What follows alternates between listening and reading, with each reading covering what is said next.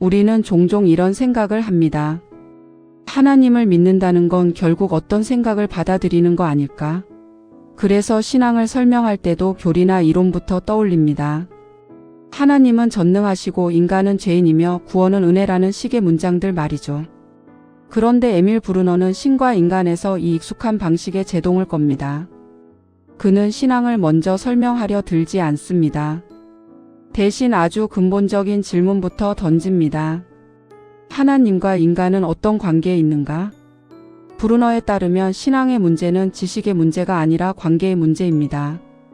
하나님을 얼마나 많이 아느냐가 아니라 하나님 앞에 서 있다는 사실을 어떻게 받아들이느냐의 문제입니다. 그래서 신과 인간은 하나님만 설명하는 책도 아니고 인간만 분석하는 책도 아닙니다.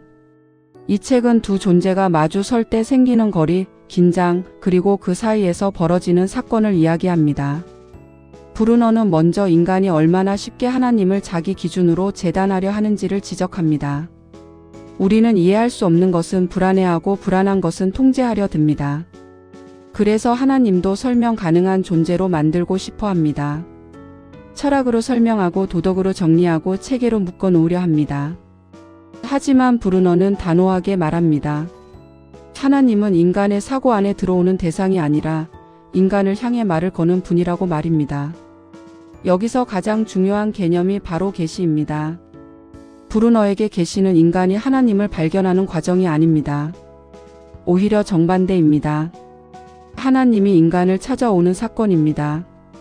인간은 아무리 노력해도 스스로 하나님께 도달할 수 없습니다.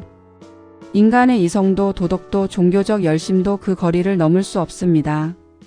그래서 신앙의 출발점은 언제나 하나님 쪽에 있습니다. 그렇다면 인간은 어떤 존재일까요?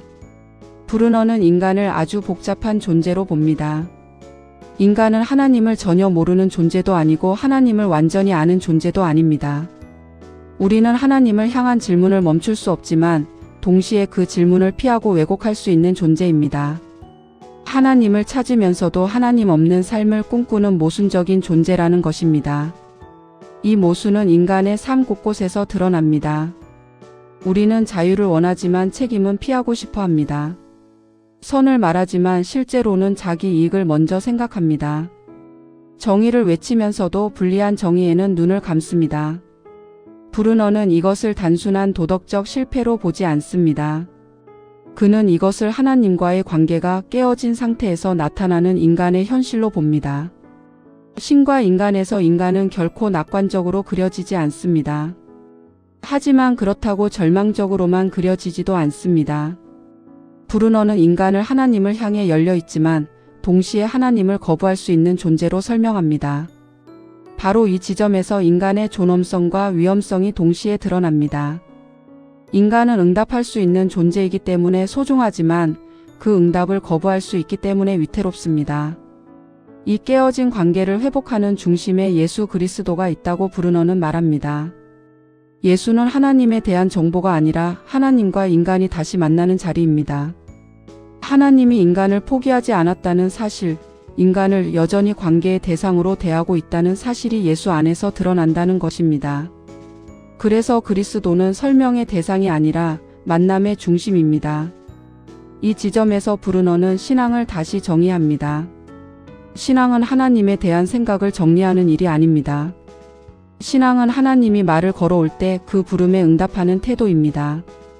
그래서 신앙에는 언제나 선택과 결단이 따릅니다. 중립적인 신앙은 없고 관망하는 신앙도 없다고 브루너는 말합니다. 하나님 앞에 서면 인간은 반드시 어떤 태도를 취하게 됩니다. 하지만 이 결단은 인간을 옥죄는 명령이 아닙니다. 오히려 인간을 자유롭게 합니다. 브루너에게 진정한 자유란 하나님 없이 마음대로 사는 것이 아니라 하나님과의 관계 안에서 자기 자리를 찾는 것입니다. 물고기가 물 밖에서 자유로울 수 없는 것처럼 인간도 하나님과의 관계를 떠나서는 자기 자신이 될 수 없다는 말입니다. 윤리에 대해서도 브루너는 같은 관점을 유지합니다. 선하게 살기 위해 규칙을 더 많이 아는 것이 중요한 게 아닙니다.